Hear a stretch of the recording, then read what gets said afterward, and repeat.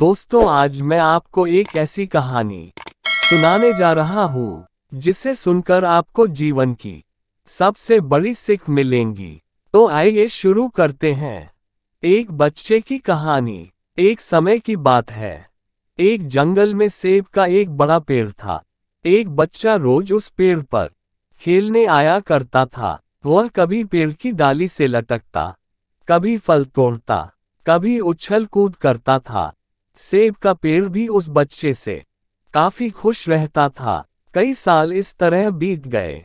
अचानक एक दिन बच्चा कहीं चला गया और फिर लौट के नहीं आया।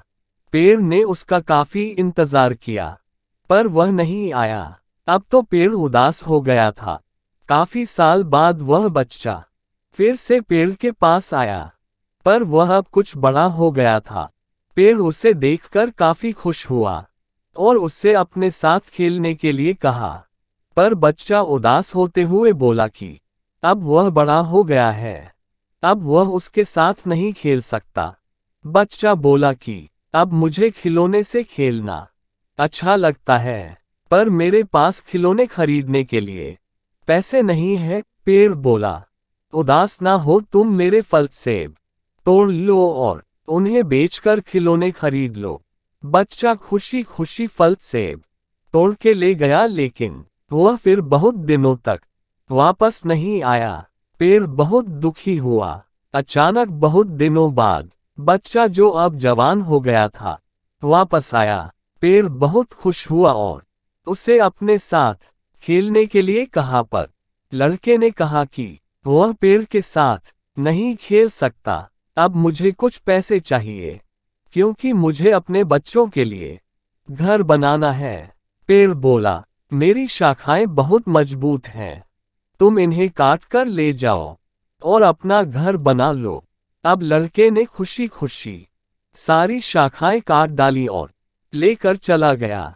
उस समय पेड़ उसे देखकर बहुत खुश हुआ, लेकिन वह फिर कभी वापस नहीं आया और फिर से वह पेड़ अकेला और उदास हो गया था। अंत में वह काफी दिनों बाद थका हुआ वहां आया। तभी पेड़ उदास होते हुए बोला कि अब मेरे पास ना फल है और ना ही लकड़ी, अब मैं तुम्हारी मदद भी नहीं कर सकता।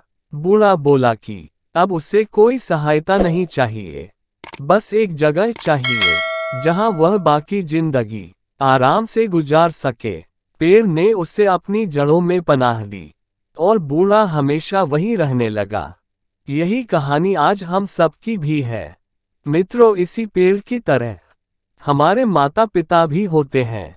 जब हम छोटे होते हैं तो उनके साथ खेलकर बड़े होते हैं और बड़े होकर उन्हें छोड़कर चले जाते हैं और तभी वापस आते हैं जब हमें कोई जरूरत होती है।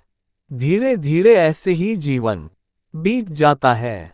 हमें पेड़ रूपी माता पिता की सेवा करनी चाहिए, ना कि सिर्फ उनसे फायदा लेना चाहिए। इस कहानी में हमें दिखाई देता है कि उस पेड़ के लिए वह बच्चा बहुत महत्वपूर्ण था और वह बच्चा बार बार जरूरत के अनुसार उस सेब के पेड़ का उपयोग करता था, ये सब जानते हुए भी कि वह उसका केवल उपयोग ही कर रहा है। इसी तरह आजकल हम भी हमारे माता पिता का जरूरत के अनुसार उपयोग करते हैं और बड़े होने पर उन्हें भूल जाते हैं।